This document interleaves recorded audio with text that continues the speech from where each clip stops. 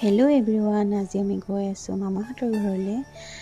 আজি কেইবাবছৰো হ'ল আমি মামাহঁতৰ ঘৰলৈ যোৱা নাছিলোঁ, তো সেইবাবে ভাবিলোঁ আজি এপাক গৈ আহোঁ।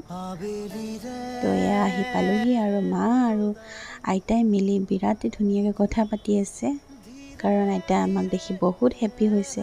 এয়া ককা, মাৰ দেউতা।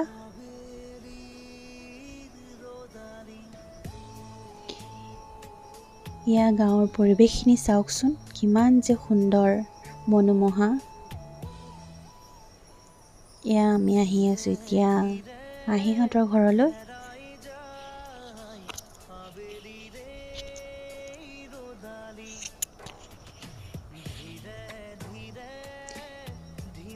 মাহীহঁতৰ ঘৰ মানে মাহীয়ে একেখন গাঁৱতে বিয়া সোমাইছে, তো সেইবাবে মাহীহঁতে ঘৰলৈও মাতিলে। এয়া মাহীহঁতৰ ঘৰত ভাতকেইটা খাই আমি খৰ